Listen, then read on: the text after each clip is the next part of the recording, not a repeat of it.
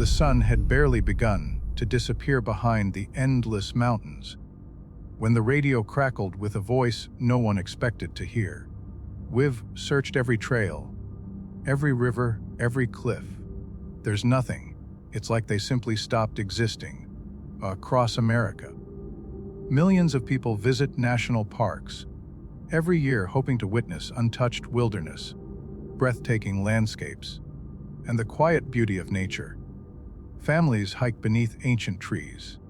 Friends camp under skies filled with stars. Children chase butterflies across open fields, while photographers wait for the perfect sunset. But hidden beneath that beauty is another story. A story park brochures never mention. Every year, people walk into America's wilderness and never come back. Some leave footprints that suddenly end in the middle of soft ground. Others vanish only a few feet away from friends and family. Massive search teams spend weeks combing forests with helicopters, bloodhounds, drones, thermal cameras, and hundreds of volunteers. Yet many victims are never found. Those who are eventually discovered often appear in places that had already been searched dozens of times. Sometimes their clothes are neatly folded. Sometimes their bodies show no obvious cause of death. And sometimes there is simply no explanation at all. Tonight, we're opening the files on some of the strangest disappearances ever recorded inside America's national parks. Stories that continue to confuse investigators, haunt families, and leave one terrifying question unanswered. What is really happening inside these forests? Welcome to the Midnight Archive, where the darkest mysteries are never truly buried. Our story begins on a warm Father's Day afternoon in June of 1969. The Great Smoky Mountains National Park was exactly what every American family imagined paradise should look like. Towering hardwood forests stretched for miles. Crystal clear streams flowed through valleys untouched by time. Birds echoed through the mountains while children laughed around picnic tables. Thousands of visitors filled the park that weekend. Among them was the Martin family. 6-year-old Dennis Martin could hardly contain his excitement. Like most boys his age, the forest felt magical. Every tree looked like a castle. Every trail promised adventure. Every rock seemed worth climbing. The family gathered near Spence Field, a peaceful grassy area surrounded by thick forest close to the Tennessee, North Carolina border. Dennis wasn't alone. Several other children were playing nearby. Someone suggested a simple game: hide and seek. The adults smiled. The children ran laughing in different directions. Dennis decided to hide behind some bushes. His father, William Martin, watched the children disappear one by one before beginning to count. Nobody worried. The clearing wasn't large. The children knew not to wander far. A minute later, the game ended. One child returned. Then another, but Dennis never came back. At first, nobody panicked. William called his son's name. "Dennis!" Silence again. "Dennis!" Only birds answered. The adults separated to search different directions. 5 minutes passed. 10 minutes. Then 20. The laughter that had filled the mountains only moments earlier had completely disappeared. Instead, fear replaced it. Park rangers were notified almost immediately. Within hours, one of the largest search operations in national park history began. More than 400 people eventually joined the search. Green Berets from nearby military bases, experienced trackers, professional climbers, mounted search teams, helicopters, search dogs, entire rescue organizations. The mountain became one giant investigation. Every trail was examined, every cave inspected, every stream followed. Nothing, no footprints, no clothing, no broken branches, no signs of a struggle, no evidence of an animal attack. It was as if a 6-year-old boy had simply vanished into thin air. Then something strange happened. One witness claimed seeing a rough-looking man carrying what appeared to be a child over his shoulder shortly after Dennis disappeared. The description immediately caught investigators' attention. Could someone have kidnapped him? The FBI became involved. Sketches were created. Interviews spread across multiple states. Still, no suspect was ever identified. Other investigators believed something entirely different had happened. Black bears lived throughout the Smoky Mountains. Could a bear have attacked Dennis? Experienced wildlife experts doubted it. Bear attacks were incredibly rare. Even if one had occurred, there would almost certainly have been blood, torn clothing, drag marks, or disturbed vegetation. There was none. Not a single clue. Days became weeks. Weeks became months. Eventually, the search ended. Dennis Martin was never found. More than 50 years later, his disappearance remains one of America's greatest missing person mysteries. Visitors still hike those same trails every summer. Most never realize that somewhere beneath those trees lies a mystery nobody has solved. Some hikers claim they feel watched while passing through Spence Field. Others report hearing unexplained whistles echoing through the forest. Of course, most investigators dismiss such stories as imagination. But they don't change one fact. No one knows what happened to Dennis Martin. And that wasn't the last time America's wilderness swallowed someone without a trace. Nearly half a century later, another family packed camping equipment into their truck. Another child laughed excitedly. Another beautiful summer weekend had begun. The location this time wasn't Tennessee. It was Idaho. The remote Timber Creek campground sat surrounded by forests and mountains, offering exactly what families seek when escaping modern life: fresh air, silence, freedom. Little 2-year-old DeOrr Kunz Jr. arrived with his parents, Jessica Mitchell and DeOrr Kunz Jr., along with his great-grandfather Robert Walton and family friend Isaac Reenwand. Everything seemed normal. The adults unpacked camping gear, while little DeOrr wandered around wearing cowboy boots far too big for his tiny feet. Everyone later agreed on one thing: they had all seen him just moments before he disappeared. Jessica walked a short distance toward the creek. DeOrr Jr. helped unload supplies. Robert remained near camp. Isaac explored nearby. Only minutes passed when Jessica returned. She asked the question every parent fears: "Where's DeOrr?" Nobody knew. At first, everyone assumed he was hiding behind a tree or playing near one of the parked vehicles. His father searched behind tents. Nothing. His mother checked nearby bushes. Nothing. Grandfather called his name. Silence. Within minutes, panic exploded across the campground. Search teams responded quickly. Hundreds of volunteers, dogs, helicopters, ATVs, divers searched nearby water. Every possible route a toddler might have walked was examined. Nothing. Investigators quickly became puzzled. 2-year-old children cannot travel very far, especially across rough mountain terrain. Someone should have found footprints. Someone should have heard crying. Someone should have discovered clothing. Instead, there was absolutely nothing. Then the investigation took an unexpected turn. Police began noticing inconsistencies. Each family member remembered events slightly differently. Small details changed during interviews. Timelines didn't perfectly match. Soon investigators openly stated they believed someone present at the campground knew more than they were saying. Public opinion immediately divided. Some believed DeOrr had wandered away and somehow escaped every search. Others believed wild animals had attacked. Another group suspected kidnapping. Many suspected something far darker involving the adults themselves. Years passed. Thousands of tips arrived. Private investigators joined the case. Television programs covered the mystery nationwide. Yet the central question never changed. Where did DeOrr go? His tiny cowboy boots, his favorite toys, his laughter, everything disappeared, without evidence, without answers, without goodbye. Perhaps the most disturbing part of both Dennis Martin's and DeOrr Kunz Jr's disappearances is how similar they feel.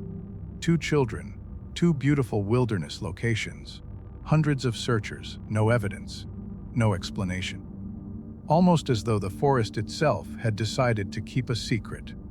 And those weren't isolated incidents. Because only a few years later, America's wilderness would claim another victim. This time, an experienced hiker who knew exactly what she was doing. The woman who disappeared next wasn't a child. She wasn't inexperienced. She wasn't reckless. In fact, she had spent years doing exactly what thousands of outdoor enthusiasts dreamed of doing. She understood maps. She understood weather. She understood patience. If anyone could survive alone in the wilderness, it should have been her. When Geraldine Largay stepped onto the Appalachian Trail, she wasn't trying to break records or become famous. She simply wanted to complete one of America's most iconic long-distance hikes.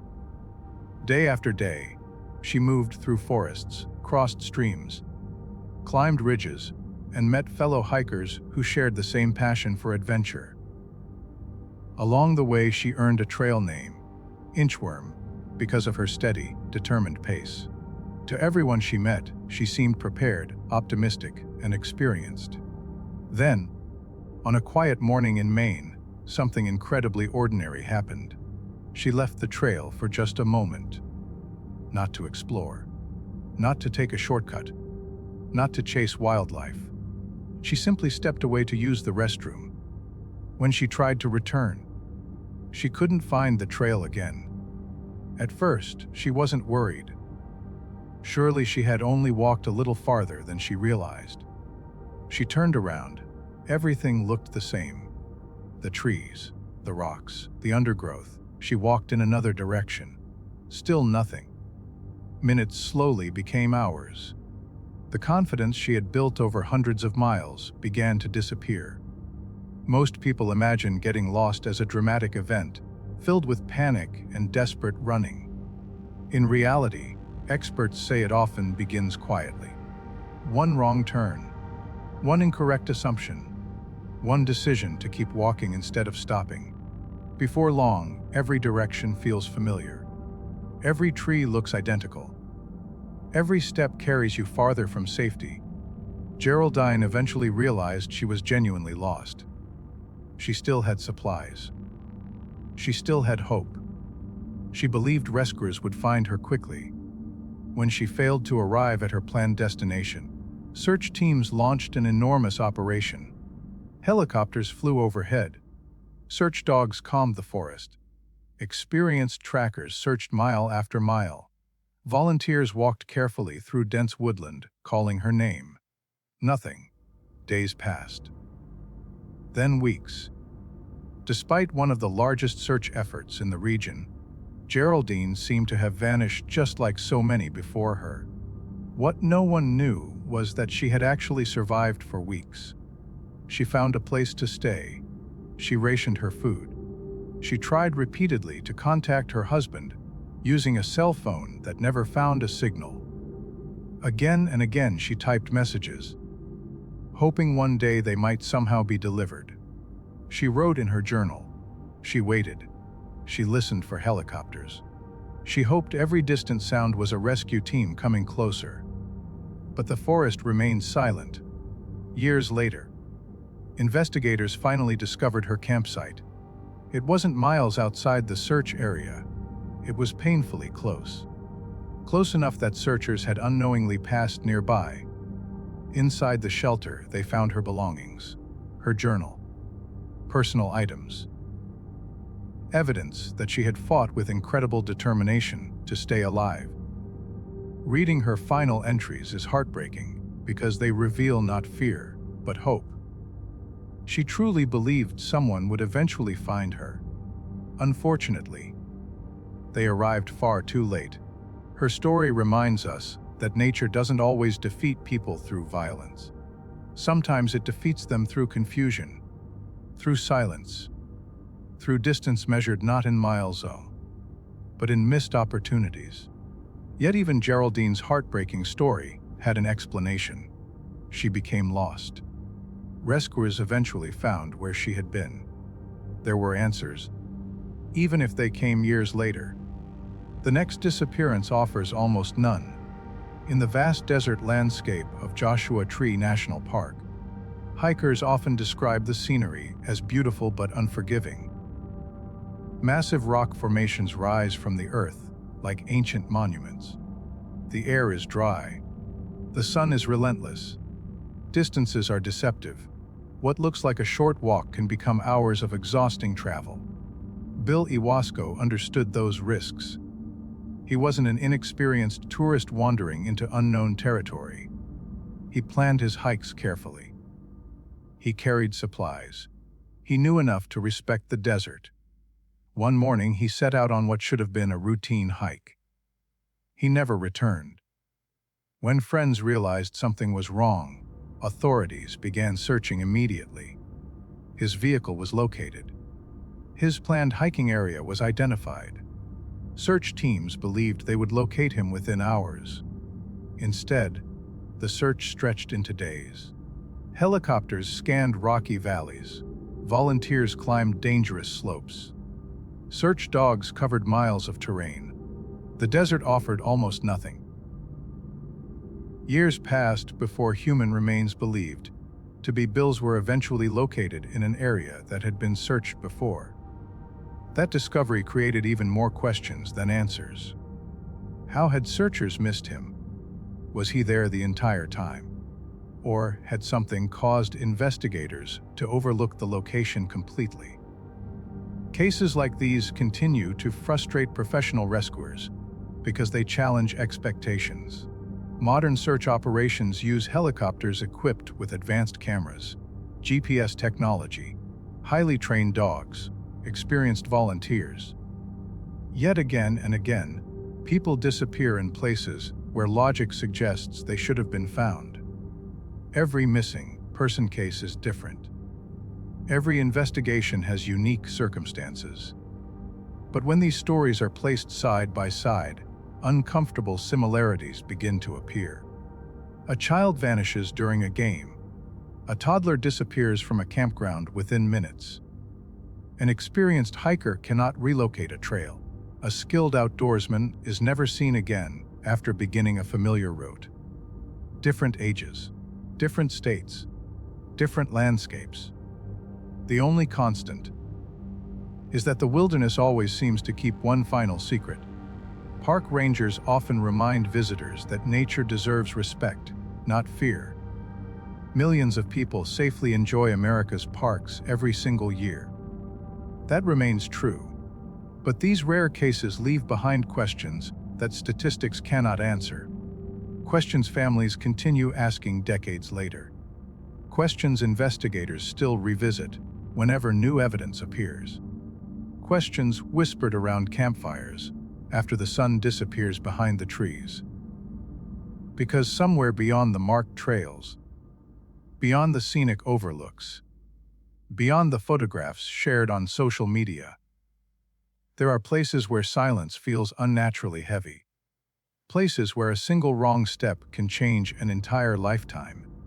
And for one elderly hunter, that lifetime would end in a mystery so strange that even seasoned investigators struggled to explain how an armed group searching only a short distance away could completely miss him. His name was Tom Messick, and his disappearance would become one of the most baffling wilderness mysteries of the modern era.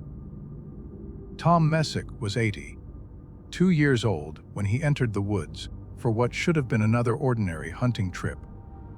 He wasn't chasing danger. He wasn't attempting a difficult expedition. Hunting had been part of his life for decades, and the forests of New York felt as familiar as the streets around his own home. On that September morning, He joined a small group of experienced hunters in the Adirondack Mountains. The plan was simple. Each hunter would spread out across a designated area, while others slowly pushed through the woods, encouraging deer to move toward those waiting in position. It was a routine that had been repeated countless times over the years. Tom chose his spot, carrying his rifle and a walkie-talkie. The distance between him and the others wasn't great. Everyone knew roughly where everyone else was. Minutes turned into an hour. The line of hunters slowly regrouped. One by one, every member of the party returned. Everyone except Tom. At first, nobody panicked. They assumed he had simply taken a different route or become distracted. They called his name. No answer. They radioed him. Silence. The mood changed almost instantly. Within hours, search teams filled the forest. State police, forest rangers, search and rescue specialists, volunteers, tracking dogs. Helicopters equipped with infrared cameras flew overhead. The search expanded day after day. Yet something didn't make sense. Tom wasn't physically capable of traveling long distances. Friends said he suffered from hearing problems and had limited mobility. He wasn't the kind of man who could accidentally hike miles through rough terrain. If he had collapsed, someone should have found him. If he had become injured, the dogs should have picked up his scent. If he had wandered away, there should have been footprints, broken branches, or discarded equipment. Instead, nothing. His rifle disappeared with him. His radio disappeared with him. His bright orange hunting clothes, designed specifically to be visible from long distances, were never seen again. It was as though the forest had quietly closed around him. Years passed. No confirmed trace of Tom Messick has ever been found. His family still searches for answers. Professional investigators continue to list his disappearance among the strangest wilderness cases in modern American history.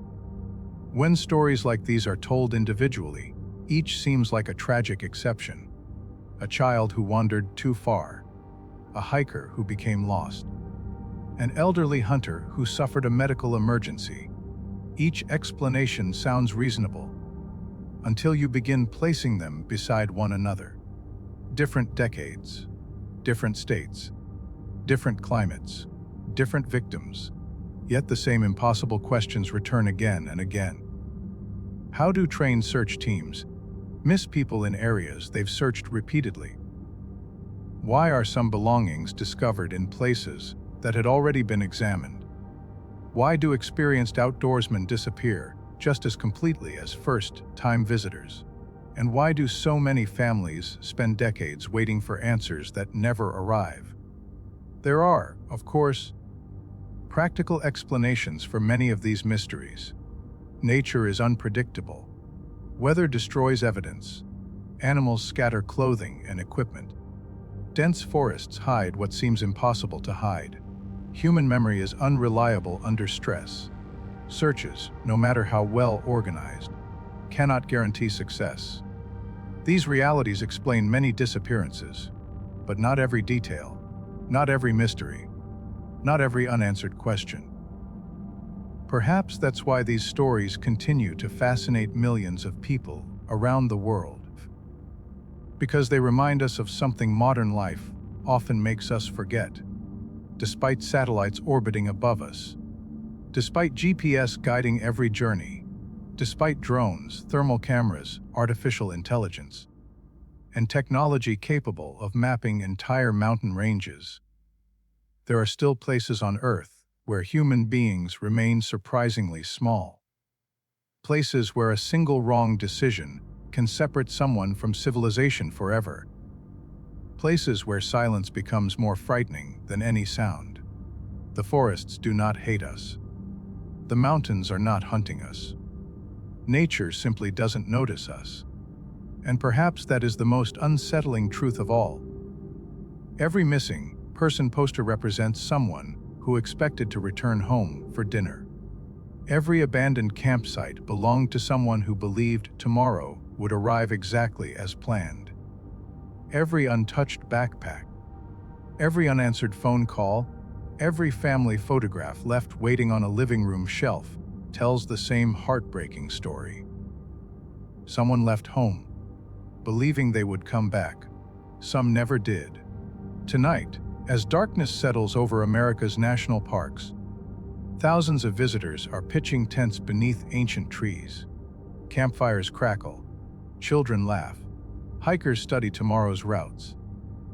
Photographers wait for sunrise. Most of them will create memories they'll treasure for the rest of their lives. But somewhere beyond the marked trails, beyond the scenic overlooks, beyond the places where tourists gather, the wilderness still guards secrets no investigation has fully uncovered. Maybe every disappearance has an explanation waiting to be discovered. Maybe one day new evidence will solve cases that have haunted investigators for generations. Or maybe some mysteries belong to the places where they began, hidden beneath towering pines, buried beneath fallen leaves, carried away by rivers that never stop flowing. The next time you stand at the edge of a forest and notice how quickly the trees swallow the light, ask yourself one question. If someone called your name from somewhere deep inside that darkness, would you follow the sound? Or would you remember the stories of those who walked into America's wilderness and were never seen again? Because sometimes the scariest mysteries aren't found in abandoned buildings or forgotten towns. Sometimes they're waiting at the end of a perfectly ordinary trail, and they may never let go. If you enjoyed uncovering mysteries that still defy explanation, subscribe to the Midnight Archive and join us for the next journey into the unknown. Until then, stay curious, stay cautious, and never underestimate the silence of the wilderness.